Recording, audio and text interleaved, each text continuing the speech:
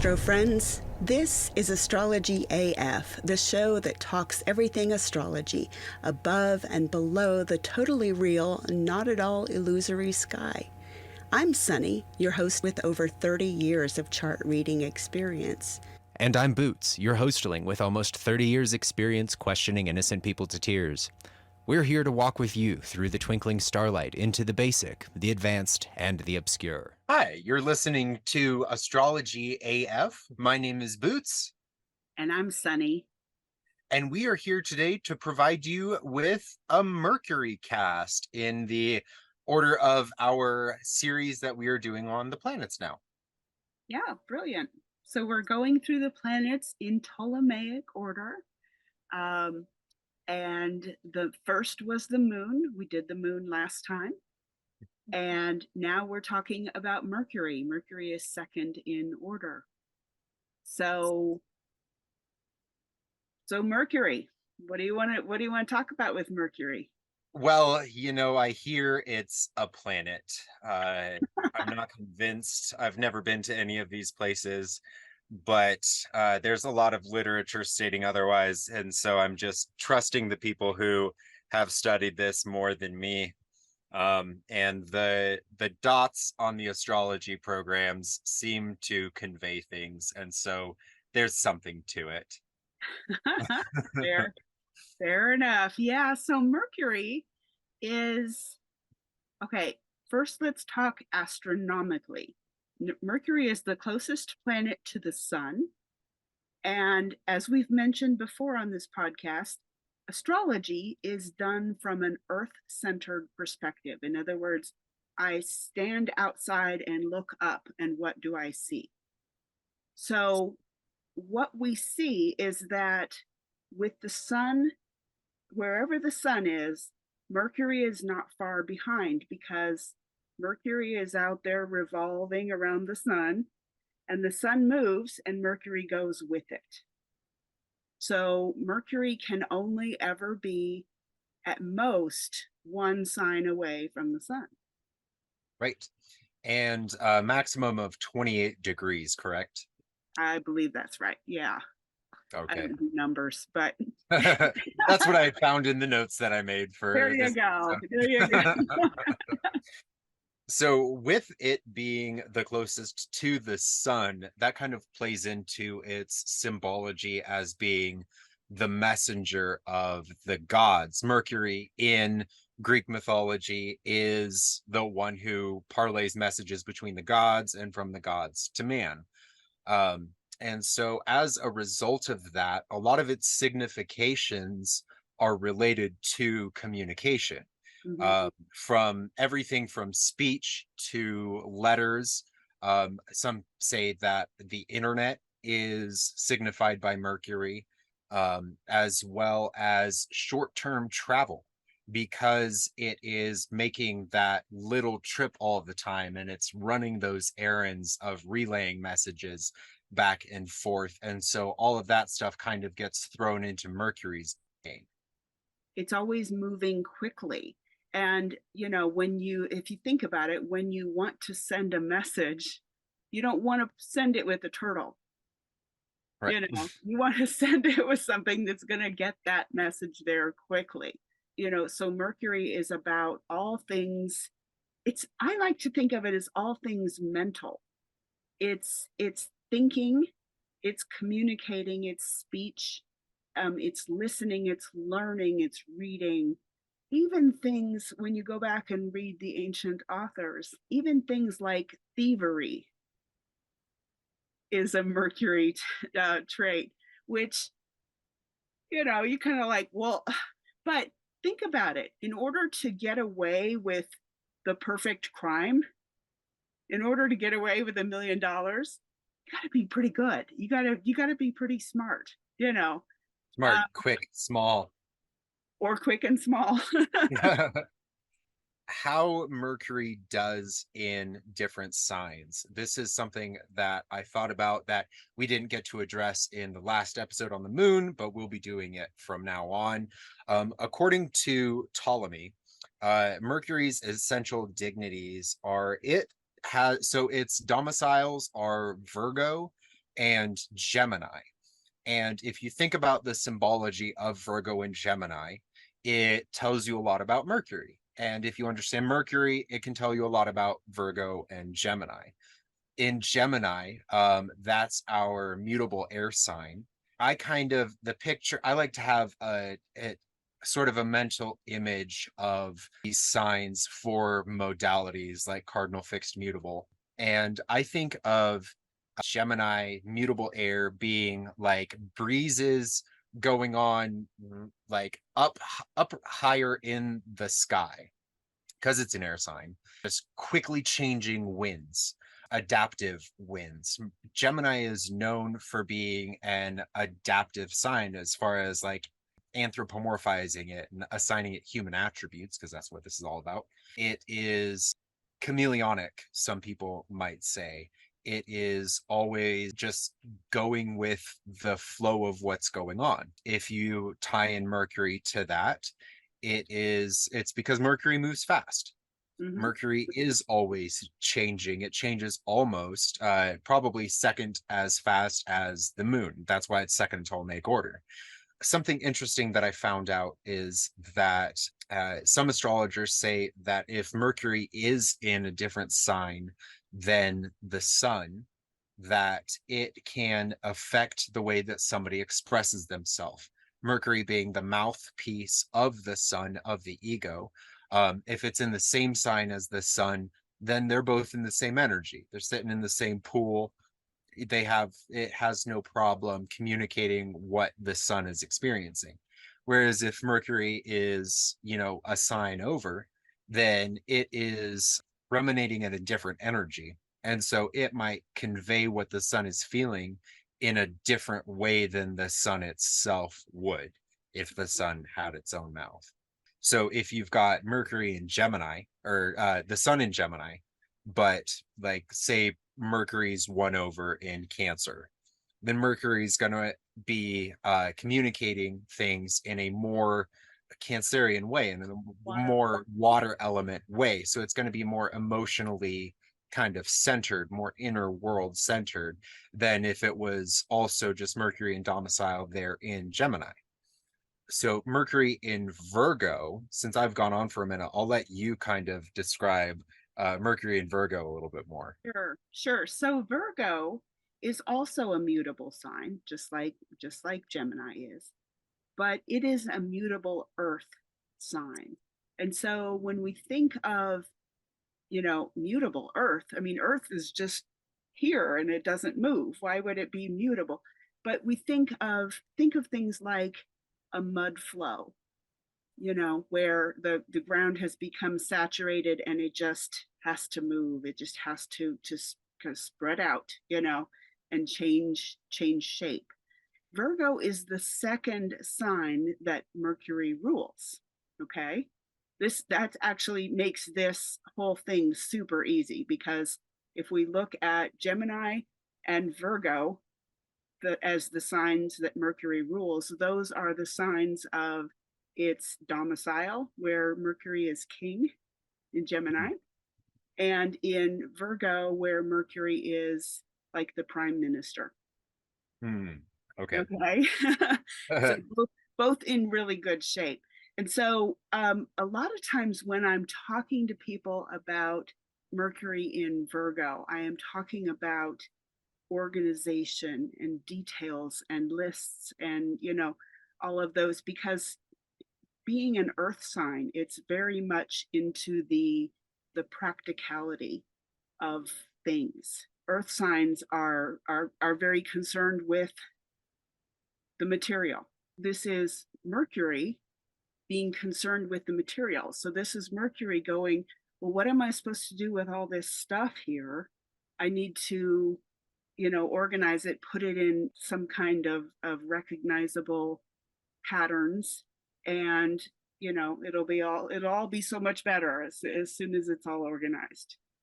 And then and I'm going to skip ahead, because the signs of its Mercury's fall and detriment are opposite the two signs where it is ruling or exalted. Okay, so Gemini, Sagittarius. Gemini, it's ruling. Sagittarius, it is in detriment. Okay, Right.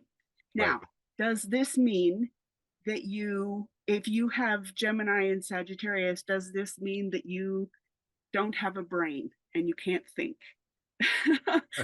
Absolutely not. Someone that I know fairly well who has attained a lot of letters after their name, and they have Mercury in Sagittarius. Mm. It means that it's struggling a little bit. Mercury in Sagittarius is a little more, I describe it as a little more flaky, like Yeah. gets interested in something and then pretty soon it's over here interested in something else. Because again, we're talking about another mutable sign. It can struggle to like knuckle down.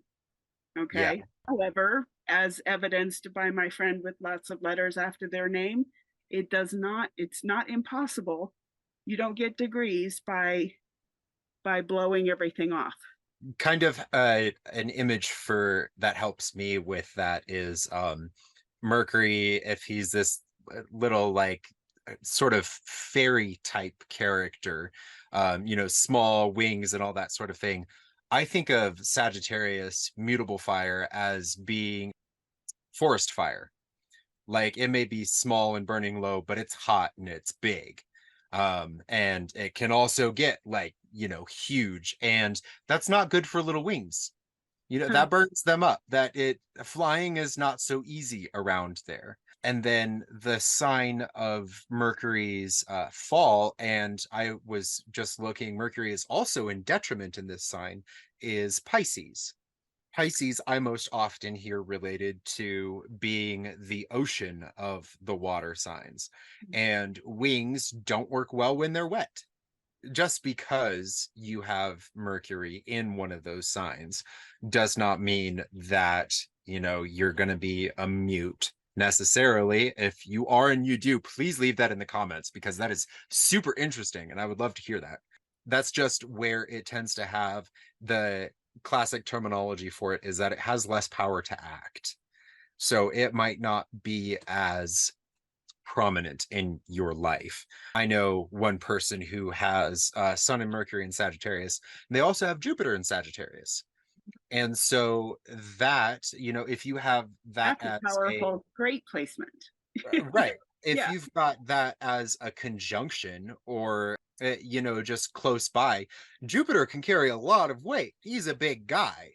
And so you can still accomplish a lot in that area. Just because one planet might not be doing as well doesn't mean that you're not going to have any of the skills that are signified by Right, that planet. right. And yeah, and this brings up a slightly tangential point that I thought I would talk about. I love those. Is astrology deterministic? In Mm. other words, if you have, in this case, Mercury in Sagittarius, does that mean you are doomed? Does that mean you're never going to accomplish anything on the Mercury level? You should just get a shovel and start digging things because that's all you're good for. And I really disagree with the idea that astrology is deterministic. I think that we all walk in here with certain strengths and certain maybe not so strengths. Is that That's such a nice way of saying that. not so strong, not so powerful placements, okay? Right. But what we do with our lives and what we do with our what we're given is up to us. I mean, there's Right. a certain level.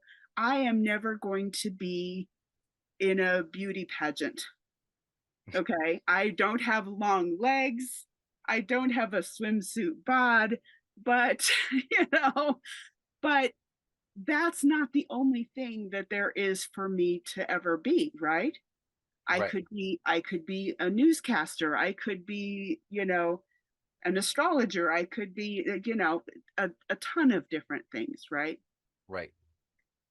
If we come in and we say, well, the only power, the only good chart is the one where you're going to be in the beauty pageant, that leaves out an awful lot. Right. There's an awful lot of powerful, potent, beautiful life paths that don't involve beauty pageants ever once. So, so if you're like, oh, I have this Mercury placed in Pisces. Oh, I'm doomed. No, you're not. You may struggle with a few things. You may have to work a little harder than somebody who's got a beautifully placed Mercury, but the potential is up to you. There's What my you do with it and how you color in your natal chart is totally up to you. right. Absolutely. Right. And since you mentioned, you can be an astrologer. Actually, Mercury signifies astrologers. Yes. Yes. And so very commonly you do find some prominent Mercury in people who practice or just have an interest in astrology.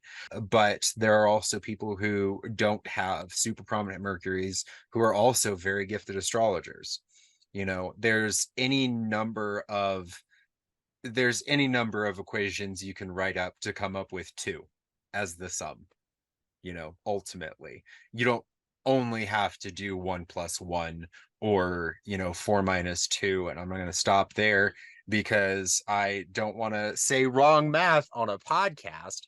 uh, but there's just so many different things that you can do with that. I personally have Mercury retrograde, and combust, like just minutes off of being Kazemi, which is where it gets like super cyan and ultra powerful. But having Mercury combust and retrograde right there, I feel like I still get by just fine. I done learned all right, and you can too. Mm-hmm. Yep. Yep, exactly. Yeah, we should talk about a couple different we should talk about a couple of those words that you used. One is retrograde. You hear a ton out there in the popular world about Mercury retrograde. A friend has a t-shirt that I covet. And it says, "May your Mercury be more Freddy and less retrograde." And I love that.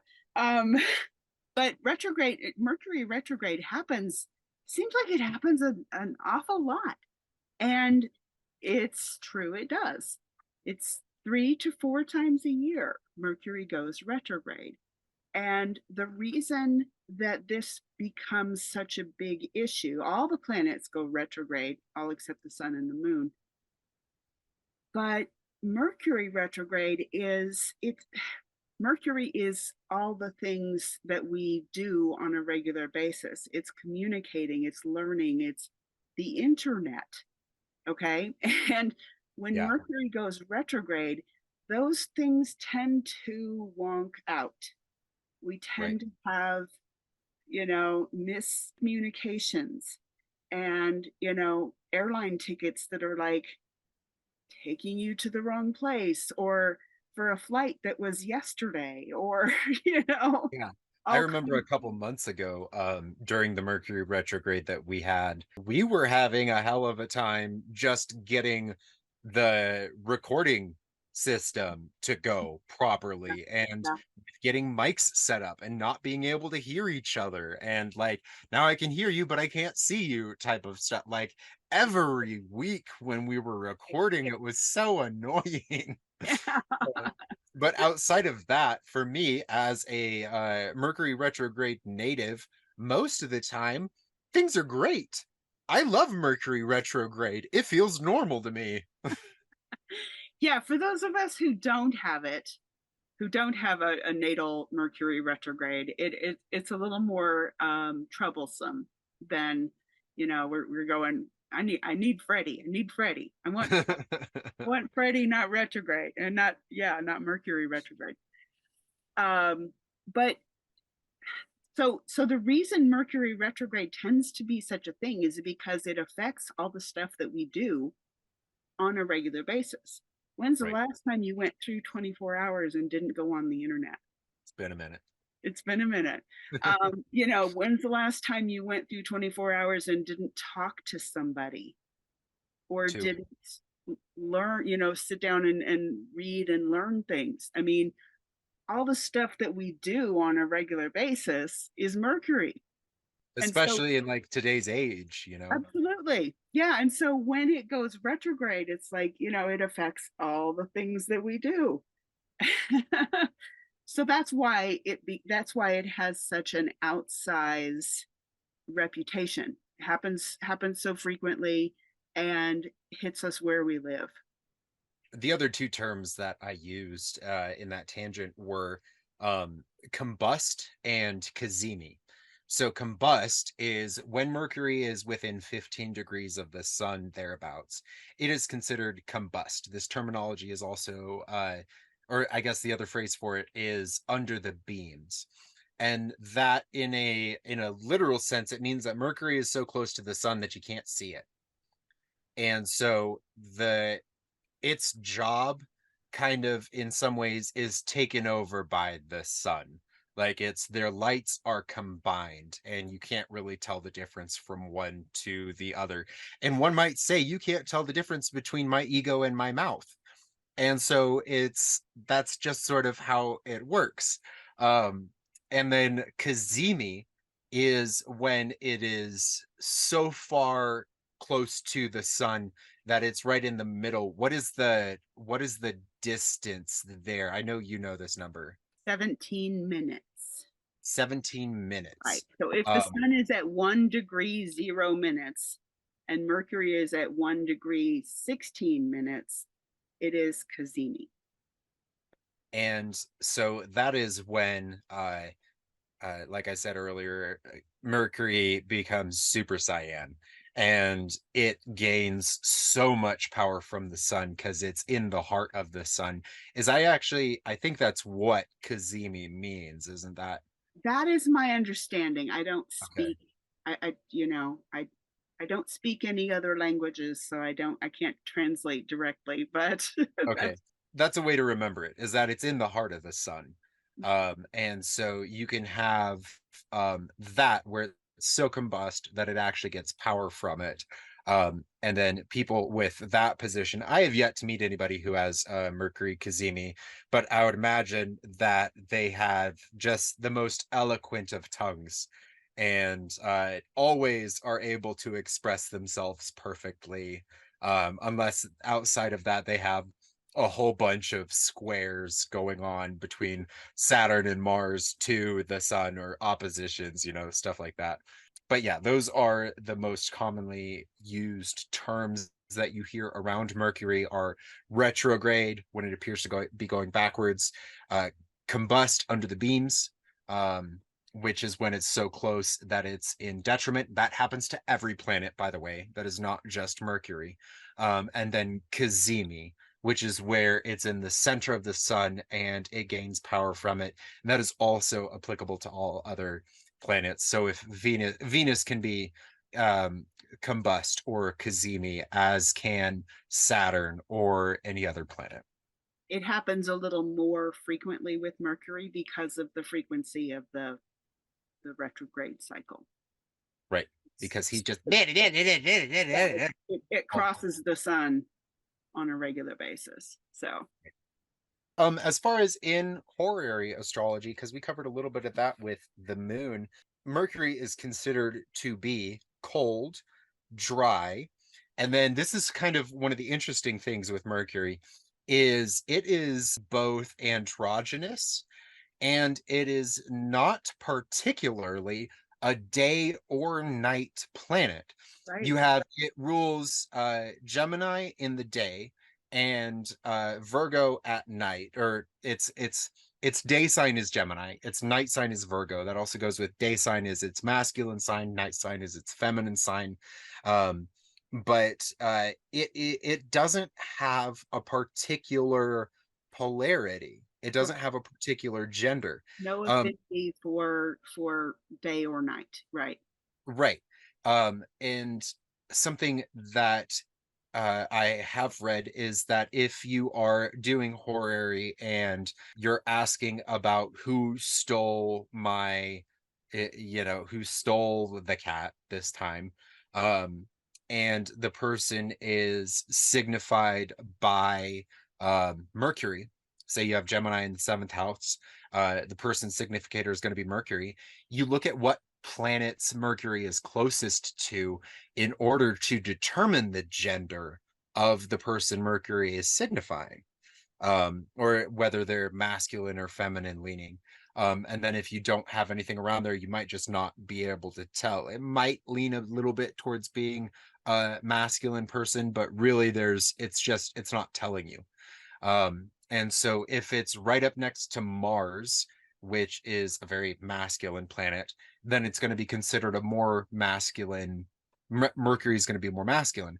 If it's right up next to Venus, then the opposite, it's going to be more feminine. And so Mercury is one of my favorite planets in that sense, in that along with being the trickster and being mercurial, you can't really tell what it is. It's just androgynous. It also signifies things that come in multiples. So like sheaves of wheat or blackberries, things that, like, when you have some, you usually don't just have one, or like grains of rice. You don't usually just have one grain of rice, you have a ton of grains of rice. And so it will represent things that come in multiples in horary charts as well. Something that I thought is funny is it can represent pizza and cocktails and sweet and sour sauce because of its duplicitous nature. Huh. And it represents mixtures of things where Uh-huh. there is not just one solitary essence to a thing, it has multiple qualities to it. And then, like we had said, the mental processes, it can represent things that mimic humans, like parrots in speech, or monkeys in many of the ways that they can learn to behave like humans. Uh-huh. And then things like it can represent a key, because if it's the mind will unlock a problem, Mm. right? So a lot of with horary, there's a lot of this interpretive game that you play, and you kind of, there's no definitive list of all of what one thing can signify. You end up having to use a little bit of intuition and just your sense to figure out what a planet can signify altogether and why it's there. And then as you go through possibilities, one will stick out that's like, oh, I bet it's, we're talking about, I asked, what am I going to have for dinner tonight? And one of my top choices was Chinese food. And so I bet it's going to be rice, you know, For sweet and sour. Yeah. sweet and sour. Right. And then we had already said that it represents astrologers. And just for an example of that, the ninth house also is indicative of astrologers because it represents learned people. And so, where Mercury, if you have Mercury or Virgo in the ninth house, then you can look and see if Mercury is well placed or strongly placed in your chart. Might be an indication that astrology is something you could have a knack for. And if it's not, that doesn't mean it's not. Plenty of astrologers who don't have that, but just for the sake of familiarity, an example. With communication, it also represents writers, clerks, accountants. It represents doctors and medicine because of all the reading you have to do in order to learn all of those things. Lawyers who speak for you, or it can also represent your right-hand man, your advisors, And then documents, books, papers, publications. And for the body, it represents the tongue, the brain, arms, hands, and fingers. Fingers especially makes a lot of sense to me because, dexterity and the ability to accomplish things, which is very, very Mercury. And that's something else that I had read, is that the placement of Mercury in your chart can be indicative of your level of physical dexterity as well, and like specifically phalange dexterity. Well, thanks so much, everybody, for tuning in today to our Mercury cast. We hope that you enjoyed. Brilliant. Well, thank you. Thank you for joining us. Thanks so much for being here with us today. To keep getting more astrology with Sunny and Boots, like and subscribe. To talk with Sunny in an astrological consultation, visit sunnysastrology.com to schedule an appointment. To reach Sunny and Boots about the show, email us at contact@astrologyafpodcast.com. Links in the description.